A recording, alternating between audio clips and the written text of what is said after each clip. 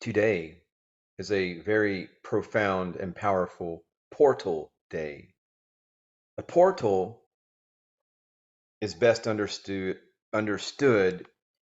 as a nexus point, as a meeting point of time and space. And as we know, space contains many powerful luminous objects, heavenly objects, and everything is comprised of energy. Well, along with the new moon, which is a very luminous object, perhaps the most luminous object in our night sky. Today is a new moon in conjunction with a time-space nexus. People call this the 111 portal. People in the know call this 111 portal, but it is a very powerful space-time nexus point for your I am presence, for your God force to set its intention and make your manifestations for the forthcoming year and beyond, really, to set your intention, set the course for your entire life, for you to choose joy over despair, passion over apathy, and action over procrastination. Now, I have laid a foul tongue upon those forces, those agencies that seek to enslave all of us, that seek to hijack our manifestation abilities, our I am presence, to actually thrive off of it. Because Satan, if you caught the Cat Williams interview that's been circling around, one thing that I recall from the interview, Cat Williams, the comedian, and so much more. He's always been a very fascinating individual for me for his entire career. But he said, and I'm paraphrasing this, that Satan, and he was talking about this in reference to the industry, to the whole Hollywood industry and the entertainment business industry. And he was talking about, or he said, Satan cannot create. Satan has no power to create. And you see people who have given themselves over to that, who have sold their soul to that energy, that force, they are slaves and they cannot create. They can only steal, rob, and thrive and try to siphon off. That's, the energies of the source connected individual. And that is why it is my part of my God job, of my I am source awareness, to reveal Satan within organized religion. And that is nothing but a huge parasitic entity to siphon off, to be a parasitical entity to enslave your consciousness. And this doorway, this celestial doorway, it beckons all of us to step boldly into the roles of our best versions of ourselves, to unlock and harness our unlimited potentials, and to create a life that resonates harmoniously with the symphony of your heart's deepest desires. And you can't do that when you've got some parasite leeching off of you. And the first step to free yourself is this knowledge, is to boldly step into the best version of yourself. And you need nothing else except the awareness of your own power and connection to your I am presence to achieve your heart's deepest desires. Now, I will say this, that a lot of people are intimidated, are afraid of their own potential. A lot of people, and this is because of what organized religion has done to people. This is part of the enslavement protocol. A lot of people are afraid of that, of their I am presence, of being able to live a joyous life, of manifesting what they desire. Now, of course, you have free will, and if it is your heart's desire to manifest miscreations, darkness. Well, let me just tell you this, and I'm speaking from experience, and I'm speaking from gnosis. That is a very deep knowledge. That is what the kind of knowledge that is who I am. That is the part of my very being. I will tell you this to anyone, to people who want to perhaps criticize this free will power of the I am presence.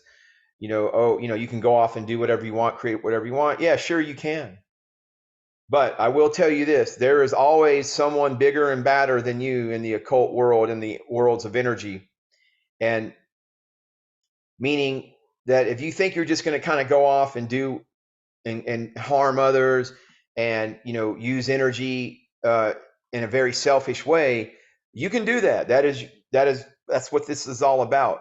But ultimately, what's going to happen, what you're going to find out, and what I found out, and this was all not really necessarily any design or goal of mine.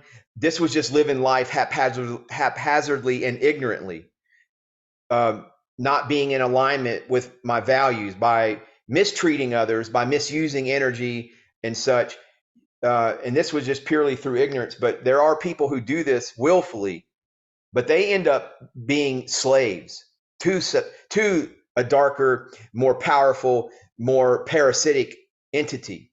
And the universe is full of those. There's whole, organizations, dark, evil empires, negative aliens, and such. And that's part of the balance. But if you set off on that path, then you will ultimately be a slave to that path. And it is truly those who live in heart-connected, heart-mind coherence who are eternally free. It's a tougher path, the service to others, more challenging, but you're not a slave. You will always have the ability to grow and to learn and expand your consciousness. The other path of miscreation, of misusing energy, of enslaving others, of service to self, in a sense, that's kind of part of the whole dynamic. But I know for a fact you don't want to wake up one morning and realize you are trapped in hell.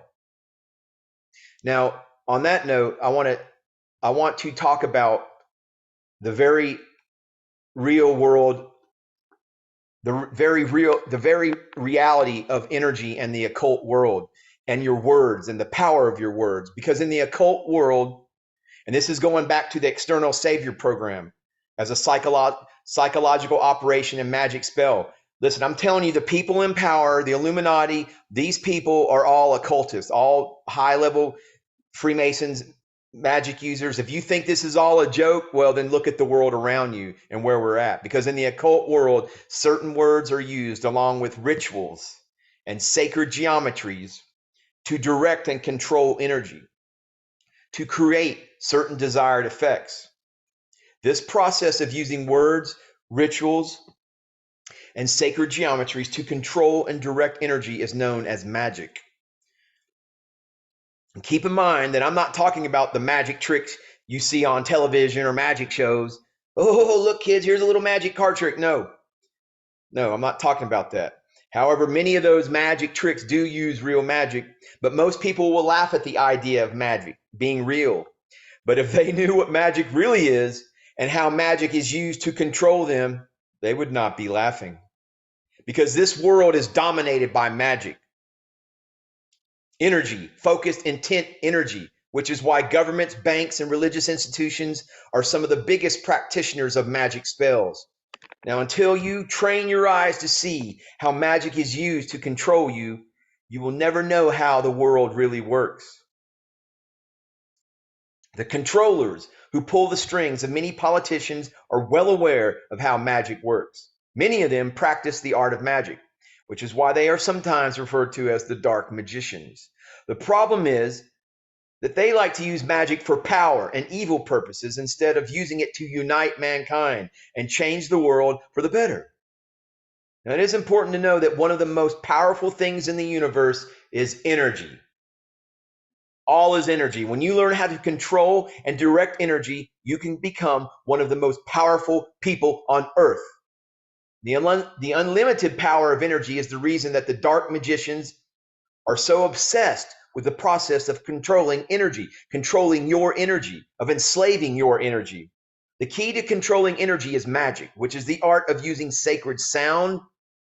Om Namah Shivaya. Sacred geometry and natural forces. Now, I didn't just cast a magic spell on you. I'm clearing the air. I'm clearing the air. Yankara Yodhe Vodhe. Ankara Yodhe Vodhe. Just clearing the air. Sacred geometry and natural forces to direct and control energy to produce certain desired effects. Now, the word magic is derived from Old French magick, magicus in Latin, and Greek magikos. And one of the earliest definitions of magic is the art of influencing or predicting events and producing marvels using hidden natural forces.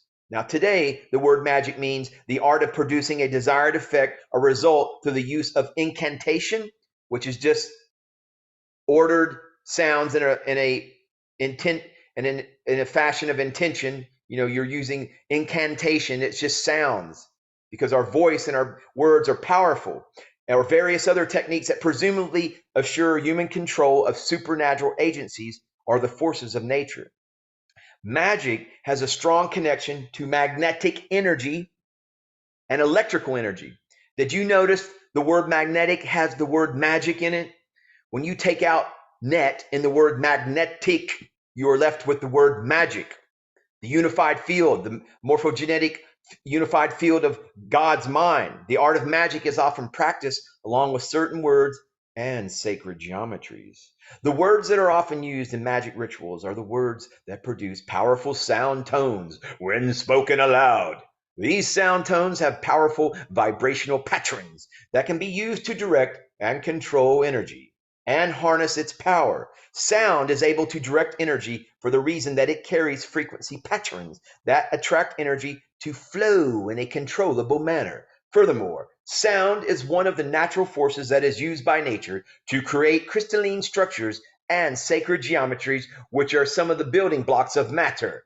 If you want to know and see how sound controls and directs energy to produce sacred geometries, study cymatics, cymatics, cymatics, and watch. Just go look it up on YouTube and watch the videos on YouTube. There's one video called Cymatics, Sacred Geometry Formed by Sound, and Cymatics, Science versus Music. You can find those on YouTube because you now know what magic is. Now that you're getting an idea of how this world really operates, let us turn our attention to what words are so you can learn what the term word magic means.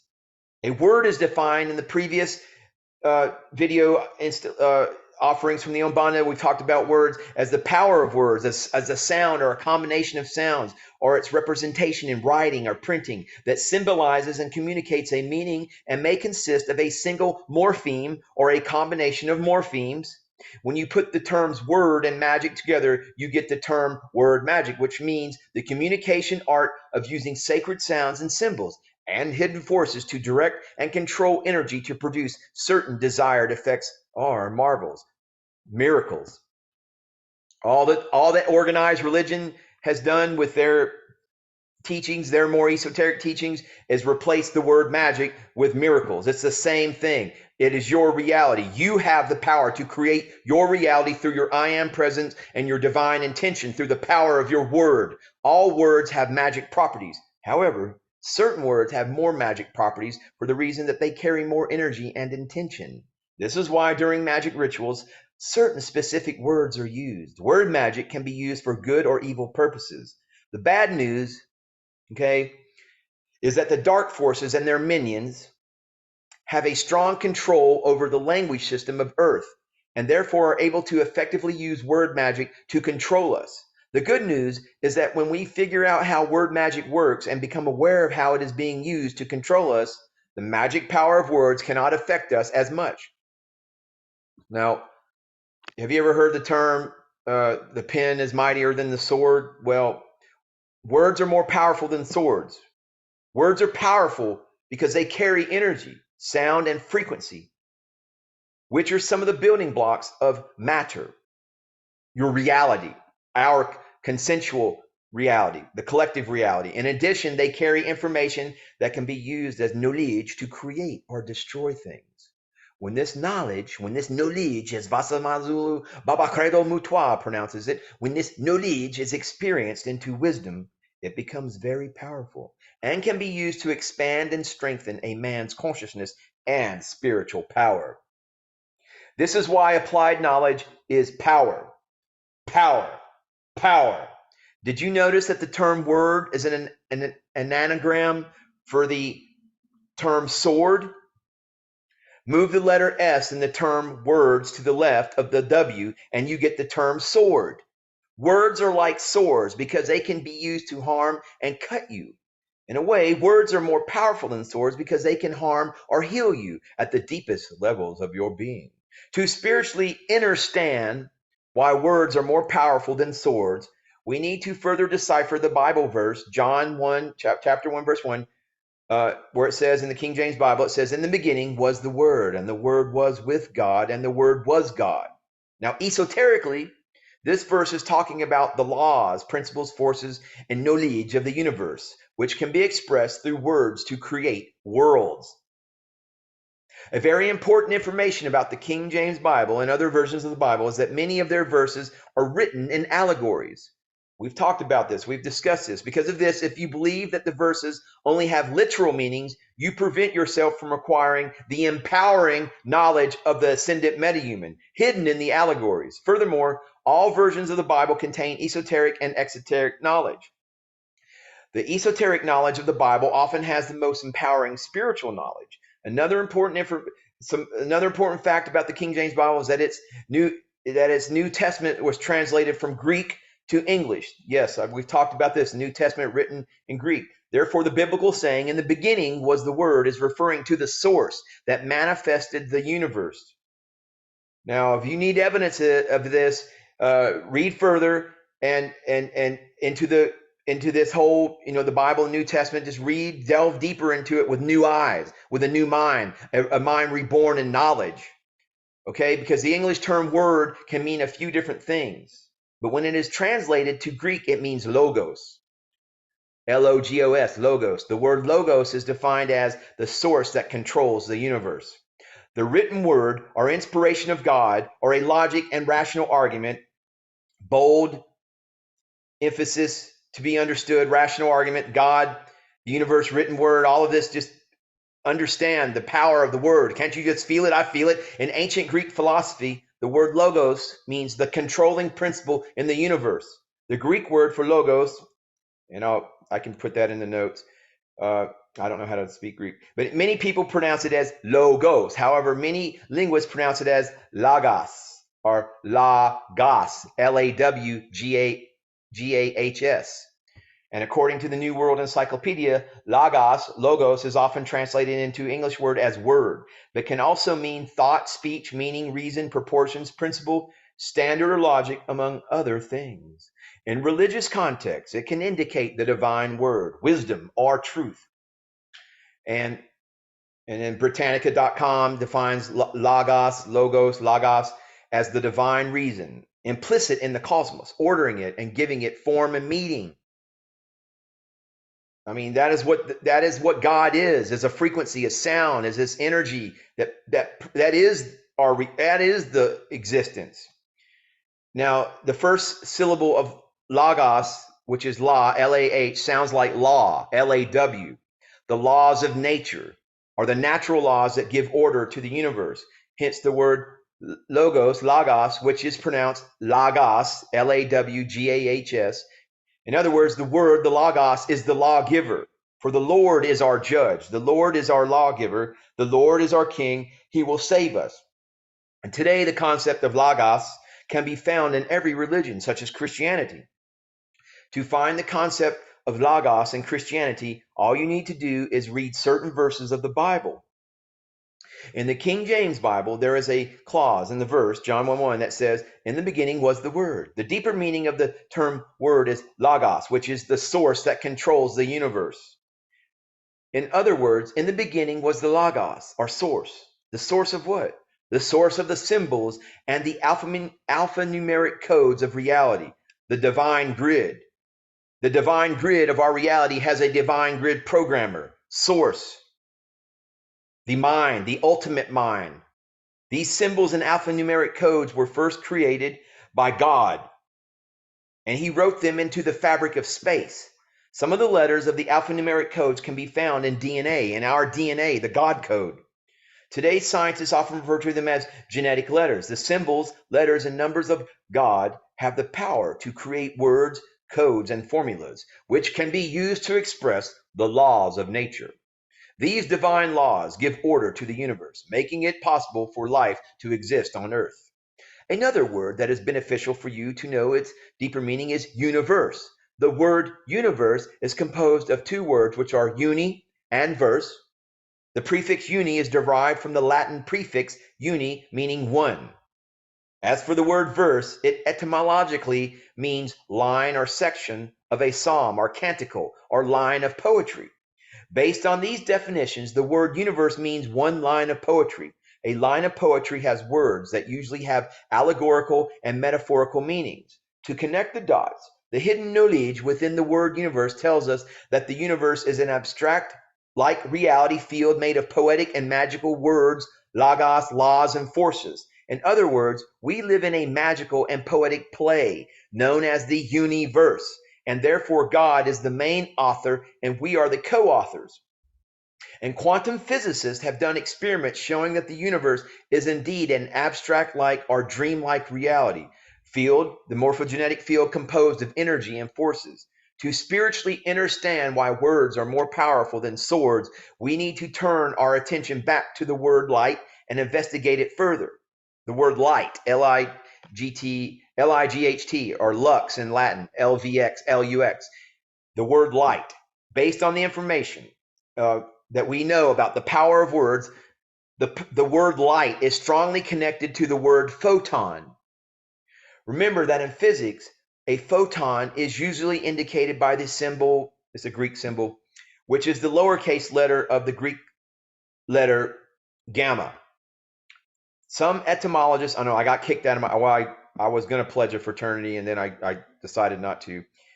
Anyway, I beat up a bunch of people during the hazing process. I didn't know I was supposed to go along with getting my back stepped on and all that. So anyway, yeah, but I did graduate college. I just didn't do it in a fraternity. Otherwise, I would have known all these Greek letters. Some etymologists believe that the Greek letter gamma is where the word grammar is derived from.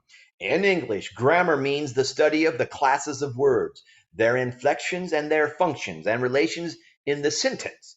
Grammar is the art of inventing symbols and combining them to express thought. Logic is the art of thinking, and rhetoric is the art of communicating thought from one mind to another.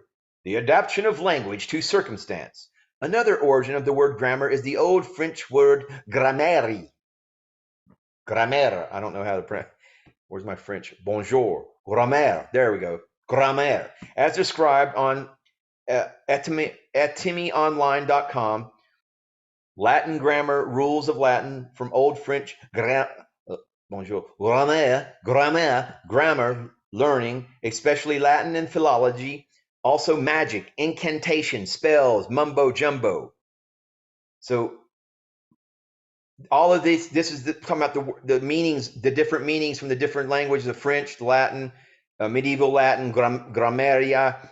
The old French word has a strong connection to the English word grimoire. Grimoire, if you're familiar with this, like a tome of knowledge, eldritch grimoire, a collection of magical knowledge, incantations, grammar, and therefore is strongly connected to the old French word grammaire and the English word grammar. Dictionary.com defines grimoire using these exact words: a manual of magic or witchcraft used by witches and sorcerers. The definitions of words reveal that grammar, or the way words are used, has a strong connection to magic, of manifesting your will, of your energy, your intent into reality. They also reveal that words have the potential to control energy. And keep in mind that light is a form of energy. In the Bible verse Genesis, it says, and God said, let there be light, and there was light. In this verse, the Bible tells you that God used words, the logos, sound, to manifest light. Keep in mind that the word light has a strong connection to the terms word, grammar, logos, and universe. The word logos is defined as, in classical Greek philosophy, reason regarded as constituting the controlling principles of the universe and as being manifested by speech. The ancient Greek people believed that the power of the logos was expressed through words and used to create mystical things. Sacred geometry. Have you ever wondered why the symbols of corporations are called logos? It has to do with magic and sacred geometry. The evidence that the power, the sound of the logos, the word, has the power to create mystical things, such as sacred geometry, can be seen in cymatics. Here's a quote from the New King James Bible from Hebrews chapter 4, verse 12 that talks about how powerful words are. For the word of God is living and powerful and sharper than any two-edged sword, piercing even to the division of soul and spirit and the joints and marrow, and is a discerner of the thoughts and intents of the heart. By now, dear esteemed viewer, if you're still watching this video, you should know how powerful words are. What most people do not know about words is that they can be used to hide information in plain sight. And the process of using words to hide information in plain sight is often used by the dark forces to hide their true intentions. One of the reasons that they do this is to prevent them from violating your free will. A medium that the dark forces like to use to tell you what they are doing in plain sight is movies. And many movies have images and words with occult meanings embedded in them to deceive you to temporarily give up your natural rights through silence. By being silent, you choose not to exercise your natural rights. The good news is that you cannot truly give up your natural rights for the reason that they will always be there. And just like the laws of nature, now, for example, when you watch a movie about human trafficking or wars and do not say something to express your disapproval of it, you in a way agree through silence. Therefore, the dark forces can use your silence as an excuse to continue trafficking people or waging wars. This is how the dark forces and the dark magicians can get away with most of their evil deeds. Ignorance is no excuse, and silence implies consent. To be more accurate, being silent is known as implied consent. In the information age, this computer age, there is little or no excuse for not knowing these things, especially when you live in a country that has easy access to the internet. Because being silent is a form of consent. It is important to be aware of what the dark forces are doing so you can say no and preserve your consent. Ignoring the dark forces is not going to help you preserve your consent. When enough of us say no and preserve our consent, the dark forces and their minions would have to back off and leave us alone. If they were to not leave us alone and keep harassing or harming us, they would violate our free will and would have to face the consequences of their actions. All thoughts, intentions, and actions are known by God, and there is no escaping the consequences of violating his laws. There are millions and possibly billions of people on earth who think that they can achieve spiritual freedom or stop the crimes against mankind by ignoring what the dark forces and their new world order are doing. These people are living in a delusional state of mind and are actually making it much easier for the dark forces to enslave mankind. If you want to prevent the dark forces, organized religion, from enslaving mankind, you need to become aware of what they are doing so you can say no to their actions and agendas. Remember, silence implies consent. So this is the power of your word. This is the power of your manifestation that I'm talking about, trying to share, trying to impress upon you the power of your I am presence when it is not being tampered with, when it is not being interfered with, when it is not being hijacked.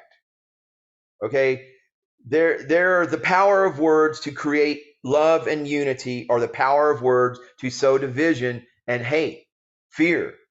Okay, anyone who's coming along and telling you, quoting Bible verses to you, leaving Bible verse comments on your videos or anything, and telling you that this scripture, you're going to hell. Those are Hasatan's agents. Those are dark force agents. Those are evil people. They're followers of Satan, because all they're trying to do is destroy and corrupt the power of your manifestation. Anyone in your life who is a naysayer and is using words to cause harm to you, is using words to sometimes, criticism is necessary. But if you are in a good spot in your life and you are doing all you can to manifest your I am presence and divine will, and you are not seeking to sow division. Like for me, my message is not about division. I'm not trying to come on these videos and tell and criticize any other people except for the dark sorcerers of organized religion. These people who are trying to say, oh, well, Jesus, Jesus, Jesus. Yeah, say Mark, Mark, Mark. Say Tom, Tom, Tom. Say Susan, Susan, Susan. Say Guillermo. Say Carlos. Say Vasamazulu Baba Credo Mutwa, because we all possess the Christ within us. And anyone who's coming along and trying to gaslight you and say, Jesus, Jesus, Jesus,